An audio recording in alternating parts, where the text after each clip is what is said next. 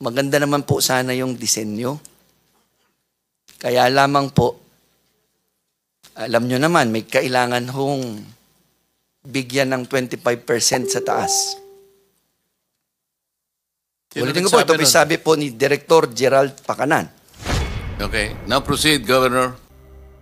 So, Chair, may I be permitted to present a very short presentation so that you will have a context of what truly happened in the province as a microcosm problem in the Philippines. Pwede po ba akong payagan? Minuto lang po, Mr. Chair. Oh, sige. Okay. If I may, Mr. Chair, kung ready na po yung slide, kanina po kasi hindi pinapayagan. Mr. Chair, Mindoro Island is situated at the heart of the Philippines. And ang una po ay nagpapasalamat po kami. I have 4 letters para sa inyo ngayon. 4 words. Nagpapasalamat po kami, Mr. Chair, dahil sa liit ng probinsya namin, we were given this much. From 2022 to 2025, we were given a total from DNEP around 12 billion. Pero nung lumabas na po sa GAA, 30 billion. Total insertion po is 17,820,439,000 as far as flood control projects are concerned, which are 25 million and above. Ulitin ko po, we did not include your other projects which do not include flood control.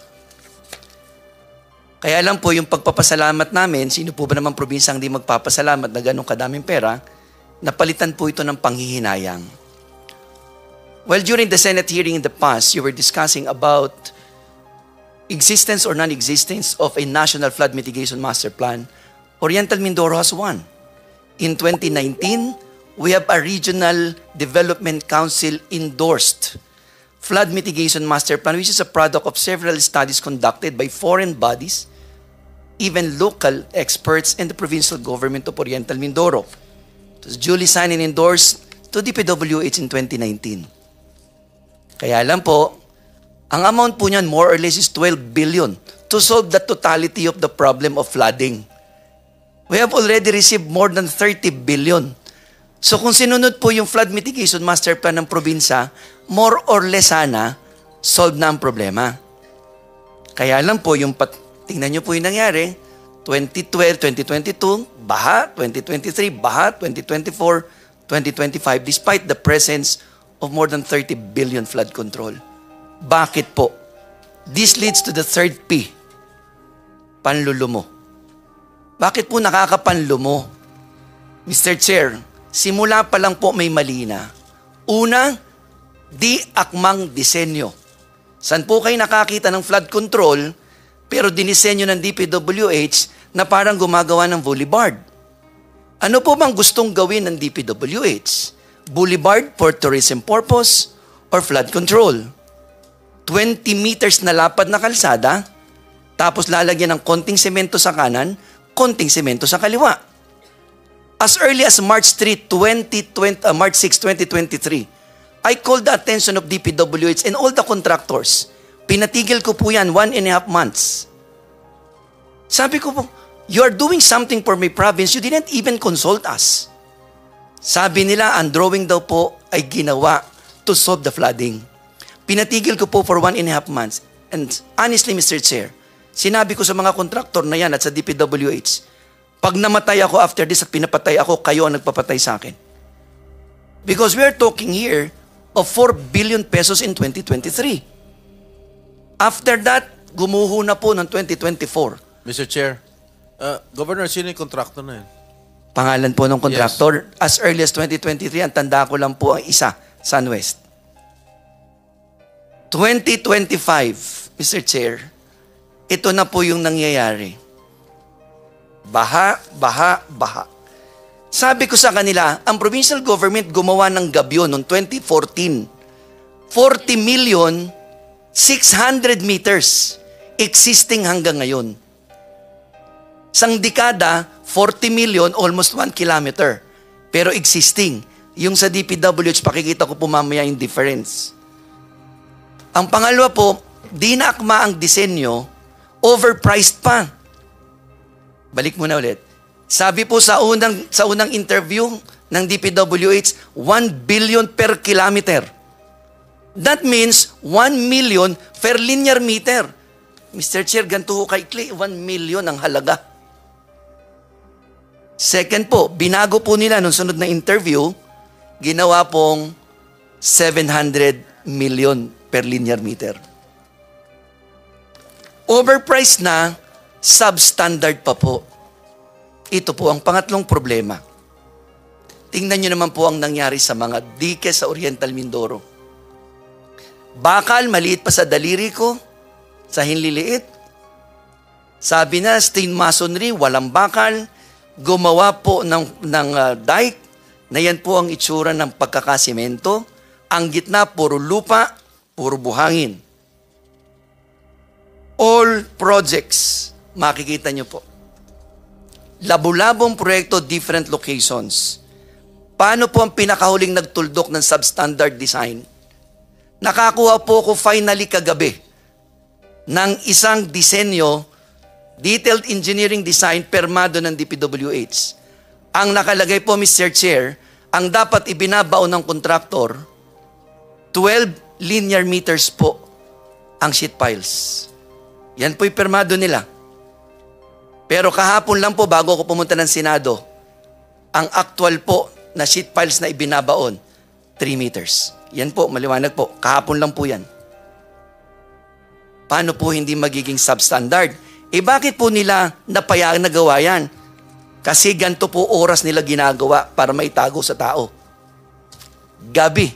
That is a picture taken 10:40 in the evening na nagbabaon ng sheet piles.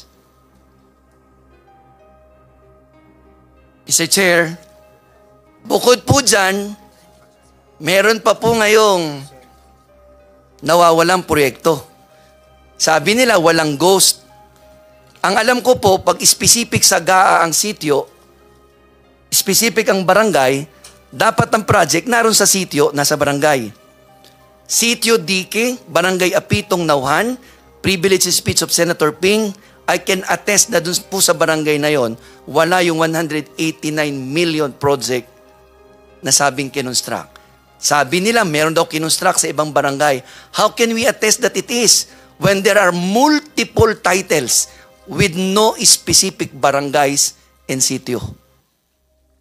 And Mr. Chair, bukod po sa Ghost Project, may bago po kaming term sa Oriental Mindoro. Again, Mr. Chair, sino yung contractor? Po? Sino yung contractor? Ito pong isa, St. Timothy po. Elite. St. Ito Timothy. pong sa Apitong is Elite. St. Timothy. Ito po ang St. Timothy. Ito pong Ghost sa Sitio Dike, Elite. Oh, this guy again? At ito pong sunod na Manananggal Project. Bakit po Manananggal? Kasi ang nakalagay po sa contract is 325 meters. Ang ginawa lang nila noong 2023 ay 189 na wala ang kalahati. Tapos ngayon po, pumutok ang issue, binabalikan po para pong manananggal, binabalikan po yung kalahati ng katawan pagtapos na. Totoo po yan. Sino pong kontraktor? St. Timothy po. Mr. Chairman, bakit po nangyari ito? Ito na po ang dulo. Bakit po nangyari? Kasi may kailangan pong itago. Bakit kailangan 20 meters na puro buhangin ang laman? Tinanong ko po si Director Pakanan ng DPWH. March 2023, July 2024, May 2025, June 2025, and July 2025, August 2025. Simple lang po ang sinabi niya sa akin, Gob, maganda naman po sana yung disenyo. Kaya lamang po, alam nyo naman, may kailangan hong bigyan ng 25% sa taas. Ulitin ko po, ito sabi po ni Director Gerald Pakanan. At meron pong 5% na parking. Sabi din po niya, I can attest to the truth. Kung totoo man po hindi sa sinasabi niya, I am only stating what he told me not once, not twice, not thrice, but several occasions. Sino yung kausap mo? Director Gerald Pakanan po ng DPWH Region 4B. Is he here? Is he here? Was he invited? Meron pa daw po, Mr. Chair, na 12% others. So 25% taas, I do not know what does he mean of 25% sa taas. 5% parking fee, I am not familiar with parking fee. Basta yun lang po sinasabi niya. 12% others. So that's all in all 42%. Ang nakalagay po sa Department Order 197 series of 2016, pag 150 million patas ang project, entitled ang contractor to 8%. 42% plus 8% is 50%. So kalahati na lang po ang natira, Mr. Chair. Bukod pa po ang taxes and everything.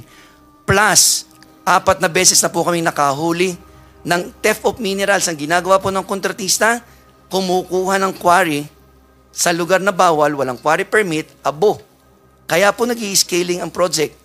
Di pa po nagbabayad ng quarry tax ng tama. Magkano pa po yun? Kaya naman, Mr. Chair, ang dulo po nito, ng huli kong slide, ang dala ko po dito'y pag-asa. Na sana sa pamamagitan po ng komiting ito at ng direktiba ng Pangulo ng Pilipinas, and with the assumption of Secretary Vince Dizon, matitigil na po ito.